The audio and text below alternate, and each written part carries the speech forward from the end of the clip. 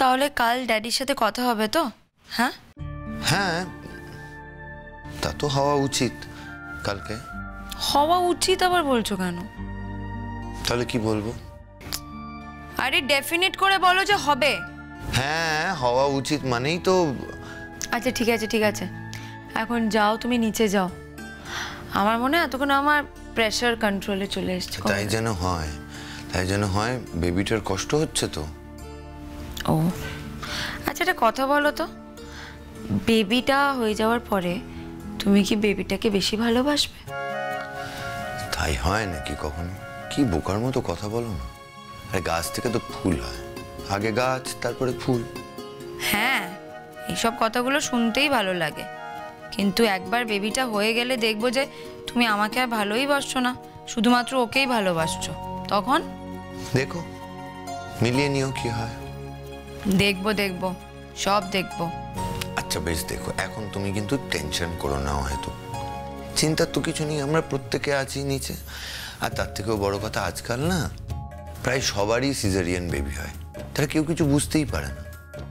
দেখো, অপারেশনটা হবে তখন তো তোমার সেন্স থাকবে না, তারপরে আস্তে আস্তে যখন সেন্সটা ফিরবে ওরা পেন কিলার দেবে, ব্যাস তোমার সমস্ত ব্যথা চলে যাবে। তারপরে বেবিটা আসবে, আমরা সবাই অপেক্ষা করছি তার জন্য। একবার সে পৃথিবীতে চলে এলেই তোমাকে যে এতদিনের এই কষ্ট সহ্য করতে হয়েছে, আর কোনো কষ্ট সহ্য করতে হবে না, তুমি একদম ফ্রি হয়ে যাবে। হ্যাঁ তাই তো, সেটাই তো বলছি, যত তাড়াতাড়ি কাজটা শেষ হয়ে যায় ততই মঙ্গল। তুমিও ফ্রি, বাড়ির প্রত্যেকে ফ্রি, বেবিটাও ফ্রি হয়ে যাবে। সবাই ওয়েট করছে তো। এই কি যেন নাম রাখবো ভেবেছিলাম। সেরকম কথা কি হয়েছিল আমাদের? না, এরকম কথা তো হয়নি। না না, ড্যাডি একটা কিছু বলেছিল, ড্যাডি নাম রাখবে। হ্যাঁ, ড্যাডি নাম রাখবে। আচ্ছা। জানো তো, অনেকদিন আগে না ড্যাডি পছন্দ করে একটা নাম দিয়েছিল। আমি তখন নামটা শুনেছিলাম, ধুর কি পচা নামটা, এইসব নাম রাখা চলবে না। কিন্তু এখন আমি ভেবে দেখলাম যে আমার বেবির নামটা ড্যাডিই রাখবে। ড্যাডি যেটা বলবে সেই নামটাই রেখে দেবো। আগের নামটা হলেও রাখবো, অন্য কোনো নাম বললেও রেখে দেবো।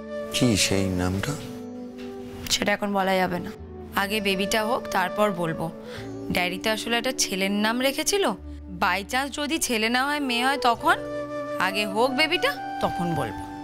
বেশ ঠিক আছে, তুমি পরেই বলো।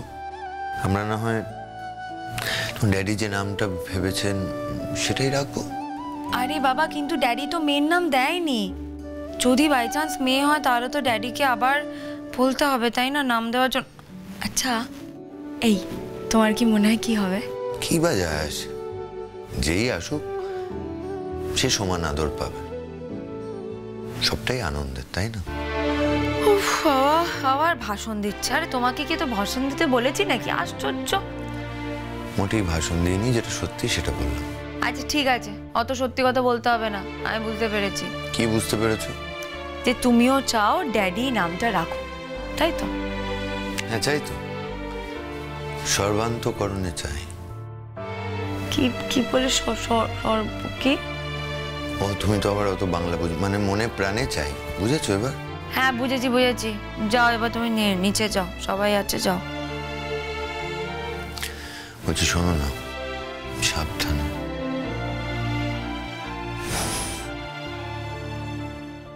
কি হয়েছে? তুমি কি ভয় পাচ্ছ? আরে বাবা, এত ভয় পেও না, আমি ঠিক আছি, আর আমি দেখবে একদম ভালো হয়ে যাব। একটু পরেই তো চলে আসবে না, তখন ওকে তো সবাই দেখতে আসবে তোমরা, কি তাই তো? হ্যাঁ সেই তো, আমরা তো অপেক্ষাই করছি যে কখন বেবিটা আসবে। একবার শুধু তোমার প্রেশারটা টেস্ট করাতে হবে, তাহলেই বোঝা যাবে যে কখন অপারেশন হবে। আসবো? আসুন আসুন প্লিজ। স্যার বললেন একবার চেক করে নিতে। তুমি কোথায় ছিলে? হ্যাঁ, এতক্ষণ ধরে তো তোমার জন্যই ওয়েট করছিলাম। তোমার বাড়ির লোক এসেছে তো, তাই আমি ছিলাম না।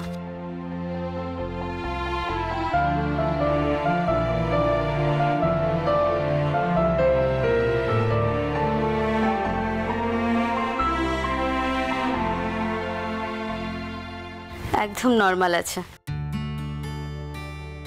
বাহ, নর্মাল প্রেশার? প্রেশার একদম নর্মাল হয়ে গেছে। আমি এক্ষুনি স্যারকে খবর দিচ্ছি। বাহ, তাহলে তো এটা খুব ভালো খবর। তার মানে তো ওকে ওটিতে বোধহয় এখনই নিয়ে যাওয়া হবে নাকি? হ্যাঁ স্যার তো সেটাই বললেন। আমি তবুও একবার জেনে আসছি ঠিক। যে আজকে করবেন না কালকে করবেন। না না, আজকেই ডক্টরকে বলো না যে করে দিতে। আমি আর ডিলে করতে চাই না। সবটাই তো স্যারের হাতে। আমি তবুও একবার জেনে আসছি। আমি এক্ষুনি চলে আসবো। আসছি। হ্যাঁ, থ্যাংক ইউ।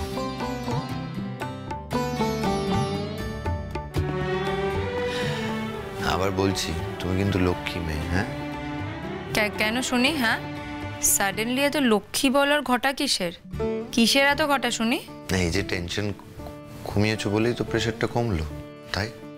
তোমরা সবাই মিলে এলে না, সবাইকে দেখে আমার মনটা ভালো হয়ে গেছে।